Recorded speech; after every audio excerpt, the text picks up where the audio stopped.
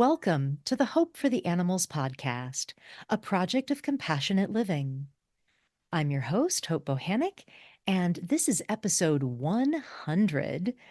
I can't believe it. It's technically episode 111 because there is the Reason for Vegan series, and then I did a bonus episode at one point. So there's 11 other episodes that aren't in the countdown of episodes. But officially, this is the 100th episode. And today I'm going to be flying solo. No guest today. I have something that I want to share with you. It's the same information that I'm going to be sharing at our Humane Hoax Chicken webinar, and that's going to be on International Respect for Chickens Day, May 4th. And I thought that I would share this information with you here on the podcast as well. So, this topic is about strategy and tactics in the animal advocacy movement. So, if you are new to veganism, if you are not quite vegan yet, or if you're just really not interested in the backroom workings of the animal rights movement, this episode might not be for you. And that's fine. The last two episodes, episode 99 and episode 98, might be better places to start. And I will be back with more inspiring guests in the next coming future episodes. But I think that this topic that I'm about to unpack here is very important. So I'm going to share it with you. So, of course, another project of Compassionate Livings is the Humane Hoax Project. And I talk about the humane hoax and humane labeling and cage free and free range and all of those labels a lot. I have two books out on the subject, and I give presentations on this topic frequently. And what I talk about is really the consumer side or the animals side, the treatment of the animals, how they're treated in these alternative, supposedly alternative operations, the impact on the environment and greenwashing. So, humane washing, greenwashing, the marketing of these products, the labeling, the industry lies, all of that. But today I want to broaden the discussion and talk about the animal advocacy side. This is an aspect of the humane hoax that I really haven't addressed, that our project really hasn't addressed yet, but we're going to start today. And, it's about how much of our energy and our activism is going towards cage free conversions and other welfare campaigns. And the shift in the last maybe 10, 15 years to putting so much energy into welfare strategies. So I'm going to unpack all of this. However, I do want to start by asking briefly here, is cage free better? And of course, I've talked a lot about this in past episodes, but I have seen cage free operations firsthand. I've done on site investigations in Sonoma County, California, and I know that the birds still suffer in these cage free and free range situations. They are still coming from the heartless industrial hatcheries where they are debeaked. They're tossed around like canned goods. Many don't survive beyond the first hours or days of life. Birds in alternative operations go to a horrifying slaughter at a young age. There's so much more to this, and I encourage you to listen to past episodes about the humane hoax. I'll maybe put some of those in the show notes if you want to learn more. And beyond my own experience, there are numerous studies that now show that the bird's experience can actually be worse in cage free systems. There's really no clear evidence that cage free is better or provides a better quality of life. Birds in cage free operations have higher rates of broken bones, smothering, feather picking. There are even studies that found higher mortality rates in cage free systems. And already every year, nearly 500 million chickens die before slaughter. So that will increase if we go to all cage free. And these are prolonged, painful deaths. This all reflects my own personal experience when I was doing my own investigation of these facilities, and I found the conditions really varied widely from farm to farm, not necessarily because of the type of farm, even from battery cage operations. I mean, I saw cage-free buildings that were worse, and the chickens looked sicker and sadder than battery cage operations that I had seen. So again, both from my observation and from the science, it's unclear that cage-free is better, and in some instances, it can be even worse. So, why is the animal advocacy community so focused on farming conversions? Recently, there was an announcement that cage free eggs now are 40% of the US market. And this was going around social media. Both animal advocates were praising this, as well as the industry, the egg industry. And in fact, I got an email from someone, a marketing firm, using this as marketing to try to get me to have the executive director of one of the major animal advocacy organizations on my podcast. They said, have so and so on your podcast and talk about this wonderful development of 40% of cage-free eggs, Anyway, so is this something that we should be celebrating? That's what I want to talk about today. So I want to start by saying that I understand working for these welfare campaigns. I get it. You can actually see something happening, some kind of a win, right? When companies go cage free, or a company says they'll only source eggs from cage free sources, any welfare reform, it's like a little victory in this very, very difficult life of being an animal rights activist. It's an uphill battle, and you see so little change. So I get it. I understand. I really do.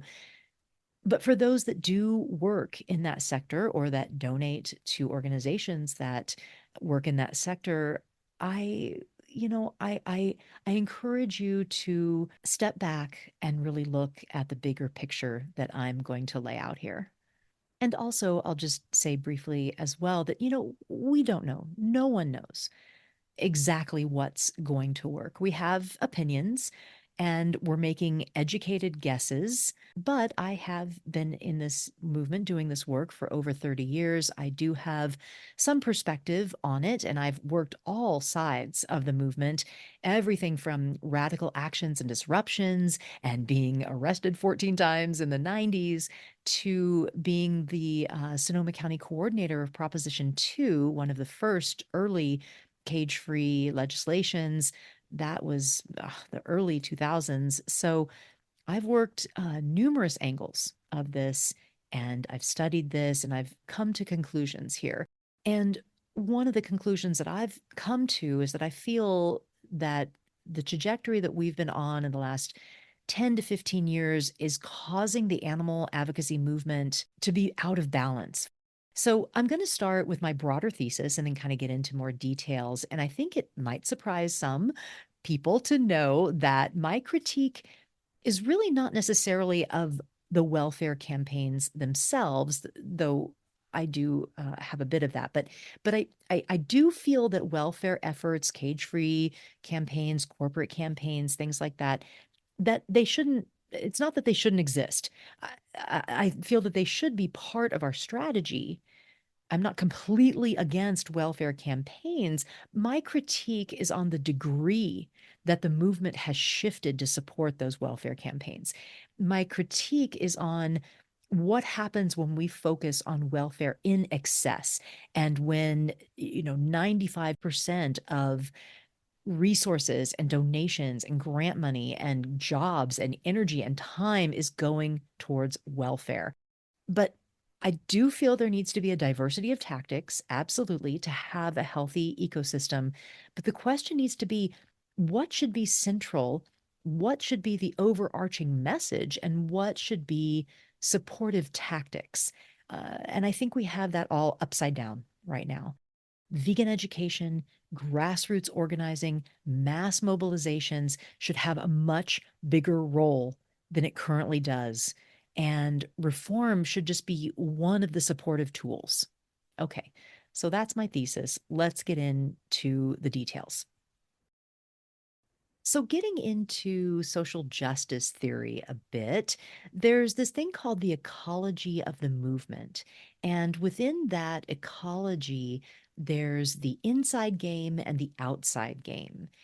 The outside game is grassroots, right? It's what I was just talking about, vegan education. There's numerous things that fall under this umbrella, but it's kind of working on the grassroots level with the public on the outside of the industry.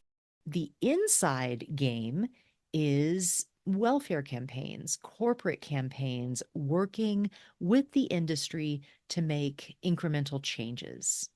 And these two entities, the inside game and the outside game, really need to be in balance to have a healthy social movement. And we are really out of balance right now. So I feel that that outside game, right, that individual transformation part is so critical. We need systematic transformational change. We can't just change what we do, right? We have to change who we are fundamentally as a people, deeply and culturally. And when I say culture or changing the culture, I'm talking about meat culture, changing the culture of meat and animal product eating. I'm not talking about ethnicity or religious culture in any way. So just if I say cultural change, I'm talking about meat culture. I feel that we need so much more energy going into vegan education, educating around speciesism. That causes the change that will affect who we are, right? Changing farming methods, passing legislation, these are often just temporary measures, easily reversible actions. But changing culture has a much more permanent and lasting effect, right? Reform addresses the symptoms, but veganism addresses the cause. Reforms are a band aid and easily reversible. There have been a couple of very scary federal bills just in the last few years that, if passed, would wipe out all of the hard fought state animal welfare bills across the US. So we have numerous bills, right, that activists have been fighting for decades now in states across the US that are varying degrees of animal welfare bills. With one federal bill, and there have been some that have been working their way through the legislature, it would just wipe out all of those bills. I mean, we're talking about millions of dollars of activist time and energy would be just wiped away with one law. This strategy, this welfare strategy, is really flimsy without the public shift, without the cultural change to support it. And human culture and behavior is reversible too. I don't mean to say it's not, but I think it's a heck of a lot harder to change once it's set in the mainstream, right? We need deep, lasting change for it to be sustainable. Not that we shouldn't have legislative bills, not that we shouldn't have welfare, but we need the culture to be ready for the change. Don't just focus on welfare reforms and assume that it's going to change the culture. It's not. We have to change people's hearts. They have to understand that animals are individual sentient beings that need to be free of human imposed suffering. They need to understand speciesism. These things won't come to light with welfare alone. Okay, so let's think about the welfare trajectory here now. What is the end goal?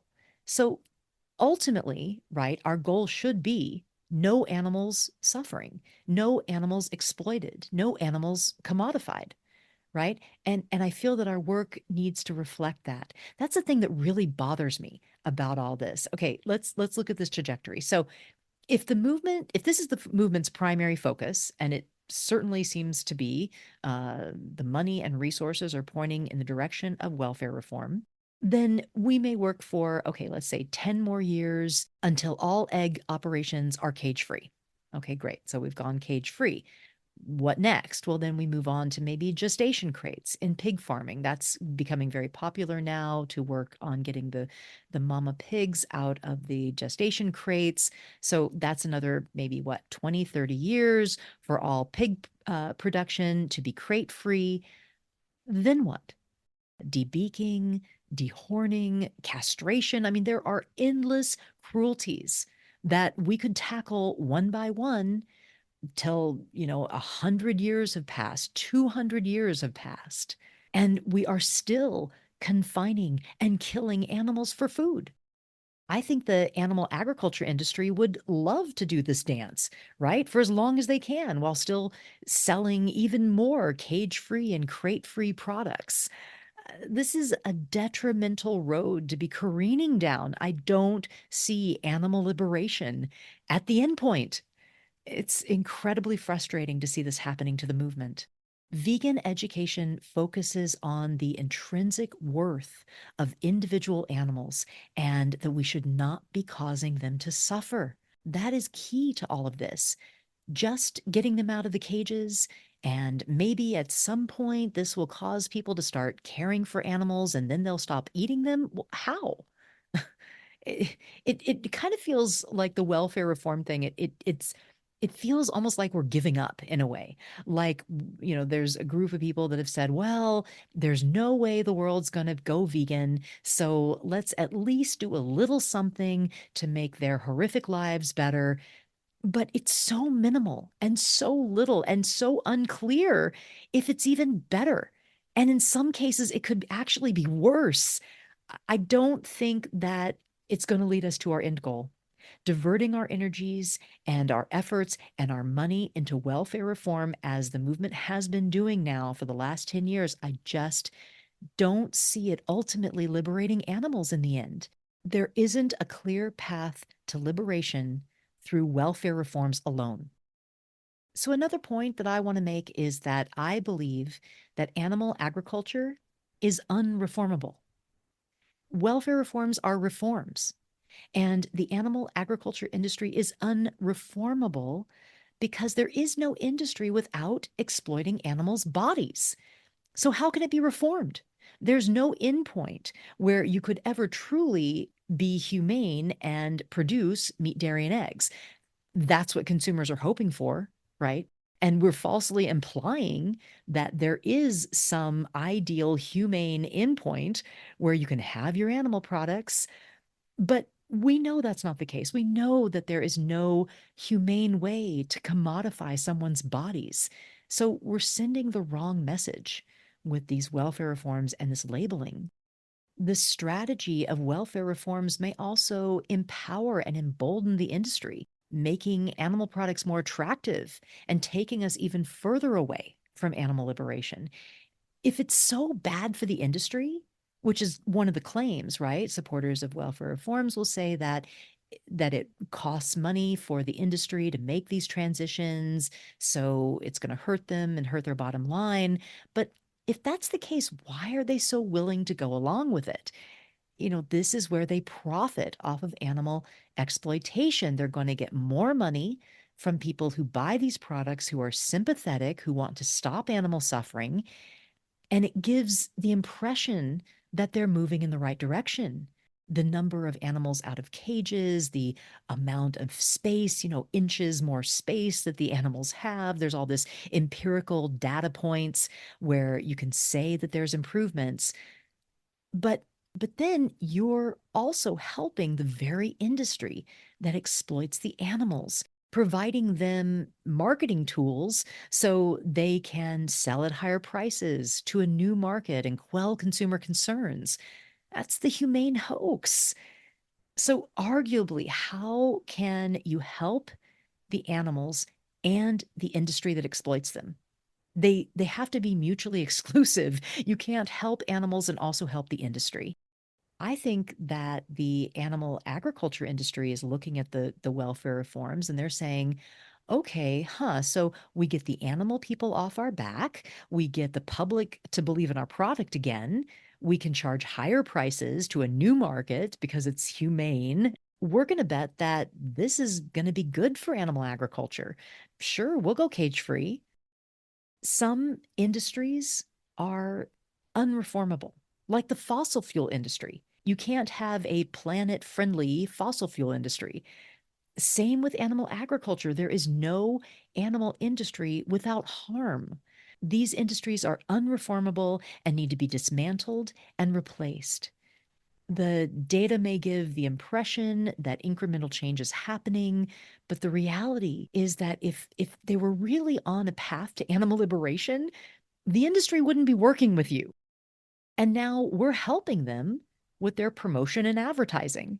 The only collaboration that should be happening with the animal agriculture industry is to support them to get out of animal farming, transitioning to plant farming, or simply out. That's the only partnerships, the only support, the only collaboration that should really be happening. We can't get to our goal with reform alone. It is not a clear path to liberation.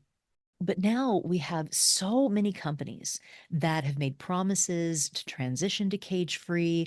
Also, this thing called the Better Chicken Commitment is another system. Advocacy groups have created this Better Chicken Commitment. It's a 3 to 7 year commitment that the company makes to make improvements. But in the meantime, animal advocacy groups are promoting them by putting their logo on the website, this Better Chicken Commitment website, saying they're doing better for animals even before they've done anything at all.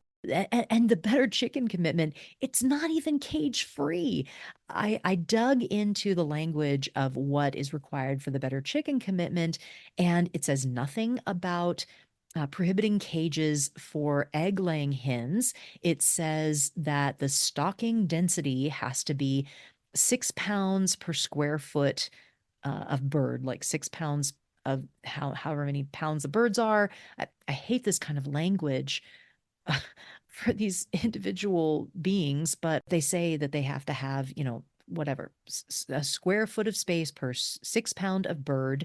This can often mean just enriched cages or furnished cages. They're sometimes called, they're just basically bigger battery cages. There was a really great investigation recently by Animal Justice in Canada exposing the reality of enriched cages and basically comparing them to battery cages in visual form and video form. They have a great video showing how they're just basically the same. The birds are still in just horrible conditions. And, anyway, so this Better Chicken Commitment's not even cage free. It does say that it prohibits all forms of broiler cages. And this is where this is so industry friendly. Broiler chickens aren't in cages. They are kept in the floor systems. Floor systems are these windowless warehouses, where the birds are just by the thousands out on the floor. Same as cage free, same as the breeder chickens are in floor systems as well. So it's the egg laying hens that are kept in cages. Ugh, anyway. And there's so many companies that have signed up for this Better Chicken Commitment. If you go to the website, you can see all their logos, and there's just so many recognizable logos and companies. And Mercy for Animals recently did an assessment of these companies' compliance, right, with the Better Chicken Commitment, and they were graded from A to F. Chipotle's got a C, Starbucks got a D, Denny's got an F, and they're promoting their logos as if they're doing better for chicken welfare, but behind the scenes, they're doing very little or nothing at all. Even if they do follow through and get an A, it's still so little change for these sensitive, sentient animals. Okay, so I'm going to talk about something else here that is really driving all of this, and that is effective altruism, or EA. That's the acronym. So, effective altruism, or EA, it has a huge influence on all of this. It's really what's driving and fueling this welfare push. So I really want to touch on it. I don't have the time to get deeply into it. It could be a whole other podcast. It's so deep, but I'm going to just kind of talk about it briefly here. So effective altruism, it's a philosophy. It goes well beyond nonprofit strategy. It comes from utilitarianism. If you're familiar with philosophical strategies. I'm not going to get into all that. But when it's applied to nonprofit work, it's about doing the most good for the least effort or the least resources, right? It uses logic and reason in decision making, not emotions, not feeling. You don't want to get your emotions involved. Just look at the data, look at the numbers. It looks really good on paper. It sounds really good. Of course, we want to do the most good for the least amount of money or the least effort. Yeah, of course. But when it's applied in the real world, there are numerous problems that arise. It's like I said, it's very data driven. Numbers, stats, data is essential to decision making with EA. And that's how cage free has really become the darling of the movement when using EA philosophy, because effective altruism funders, and this is why so much of the movement has leaned into EA, because there's a lot of big money, big tech money being donated through EA funding entities, and they want numbers. So an animal advocacy organization can say something like, this cage-free transition will affect 100,000 chickens or 500,000 chickens, right? But the key word there is affect. Affect. How will they be affected? What's going to be happening? Is it really going to relieve the suffering of these animals? The data may look good, right? There's big numbers. It may give the impression that a lot of animals are being helped, right? That incremental change is happening. But is it really relieving suffering enough to warrant putting all our efforts and all these millions of dollars into it? And key here, is it leading us to animal freedom? So I don't think that we should ignore data. I do feel that numbers are important. We should have numbers and stats and studies to guide us. There's a certain amount of activism that is quantifiable, that you can count. But there's also a lot of tactics and strategies that are non quantifiable, but equally as critical. We shouldn't use stats and numbers as the only way to measure and monitor the ability or the effectiveness of social action, because you can't predict human behavior. Emotion has to play a part in this. We can't just focus on numbers. Emotion creates change. Changing the emotion behind the behavior, and vegan education addresses that. Emotion is so important. People react and respond to different things differently. You may have a campaign or an entire project like a farmed animal sanctuary that may not reach big numbers, that may not, affect big numbers of animals, but they can reach key people, early adopters, in a deeper emotional way that creates a passion and an excitement that is more powerful than anything else. And I mention animal sanctuaries here because EA is famously critical of farmed animal sanctuaries, and they've been losing funding for the last 10 years or so with the rise of EA and data driven giving, right? And data driven funding. And I know sanctuaries that have lost all their funding, and they're having to consider downsizing or moving or giving the animals to other sanctuaries because they have lost all their funding. This is really, really awful. This is critical for so many animal advocacy entities. The numbers become reductive, and funders start to feel that the only way to do activism is with big numbers, more people reached, more animals affected. But it doesn't take into account the emotion, the myriad of non-quantifiable activities that are critical to that cultural shift that I've been talking about. There's so much more to say on this effective altruism thing. I don't really have the time to get into it deeper, but I do recommend a really wonderful book. It's called The Good It Promises, The Harm It Does: Critical Essays on Effective Altruism. I'll mention it again at the end, and I'll put a link in the show notes to how you can get that book. But this issue, this is big. It deeply affects animals, it deeply affects animal advocates. So please learn all you can about it. So I know that there are some out there that will have the critique that goes something like, well, but you have to have small steps. You have to take small steps first, right? Incremental change. It's so important. And what I say to that is, yeah, I agree. I believe that you do have to have small steps, incremental change, but those small steps need to move us towards our end goal, right? Yes, you want to have small steps, but our ask, the message needs to be a continuation and a follow through to not commodify and kill animals. That's not the case with welfare reforms and with these labels like cage free. That's not the ask, right? The only incremental messaging should be to wean off animal products, reduce animal products, reduce to eliminate different forms of farming, different species of animals exploited, different labels on the products. I don't believe that these are paths to elimination, to animal freedom. So, again, yes, we should have small asks along with big asks, but they need to all be moving in the direction of animal liberation. There was an academic study in the Journal of Environmental and Economic Policy. It was called Animal Welfare Labeled Meat is Not a Stepping Stone to Animal Free Diets, Empirical Evidence from a Survey. They asked consumers about their animal product choices and different welfare labels. I honestly, I didn't read the whole study. Unfortunately, it was $300 or over $300 to access the study for a month. So yeah, I didn't see the whole study, but I did read the abstract and a lot about it.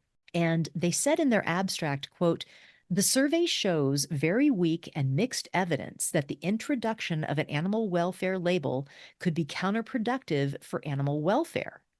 In the long run, it could result in a locked in equilibrium with a less harmful social norm, i.e., a suboptimal state of animal farming that still contains animal suffering. That locked in is very key, right? That's what these welfare reforms do. It locks in animal farming, animal exploitation for the long run. That's what the industry is banking on. That's why the industry is playing along with these labels, with these transitions. So I'm going to be wrapping up here, and I want to bring it back to that imbalance that I was talking about in the beginning. We need to build up the grassroots, the outside game, that outside game of grassroots vegan education, mass mobilization, protest, presentations, webinars, podcasts, YouTube, social media, animal sanctuaries, veg fests, conferences, leafleting, tabling, video outreach, and so much more. This is all so critical for that deep, lasting cultural change. We need to promote ethical veganism, teach about speciesism, focus on the intrinsic worth of individual animals. Having been in this movement for over 30 years now and seeing the trajectory towards welfare campaigns fueled by effective altruism in the last decade or so, I am very concerned. I can't tell you how many activists I talk to about this privately, how many activists feel the same way, say the same things I've been saying, but they're afraid to say anything publicly about it for fear of losing funding. And, and I hope here that I haven't hurt Compassionate Living's chances for getting funding by going public with all of this. But I feel that this is getting to a critical point where we need to start speaking up about it. So, when you're thinking about giving donations, when you're thinking about volunteering your time, any way that you support the movement, pay attention to who you're supporting, what their campaigns are. Look into what you're giving your money to, what you're giving your time to, and consider supporting small grassroots organizations, They're putting a lot of amazing content out, like compassionate living, like our webinars, like this podcast. Also, farmed animal sanctuaries, mass mobilizations, other grassroots activities, chicken micro sanctuaries that are caring for and giving loving homes to chickens. The money is flowing away from all of us now. So please help us out. I encourage you to get more information about this. I'm going to have some resources and links in the show notes. Animal Think Tank is doing a lot of work around this, really exploring and studying the ecology of the movement. And they are starting to speak out about how we are out of balance right now as well. That book that I mentioned about effective altruism, the good it promises, the harm it does, critical essays on effective altruism. I really encourage you to check out that book. And I also want to give a plug to Emily Moran Barwick of Bite Size Vegan. Her website is Bite Size Vegan. She talks a lot about cage free. She has some great stuff, great videos and articles. And just to put an exclamation point on the end here, we have to focus on who we are, that cultural shift, that deep change in our being as humans to be compassionate, ethical people. We want people to choose the veggie burger, but without the societal concept of animal liberation and the understanding that animals are sentient beings that deserve to live free of human imposed suffering, without that context, as they're reaching for that veggie burger, without the meaning behind the action, I feel that we can just too easily slip back from any progress that alternative proteins have helped to create. We have to establish a cultural shift in our relationship to animals, that we have an ethical relationship to animals to maintain any gains that we make. And we need to begin to dismantle the animal agricultural industrial complex, not work with them, not help promote them, but dismantle them. This podcast is a project of my organization, Compassionate Living, and we are devoted to that vision of identity transformation individually, culturally, collectively, and to creating a compassionate, just vegan world. So please support us, support the grassroots, become a monthly donor to Compassionate Living, and share this episode, this critical information far and wide. And please live vegan.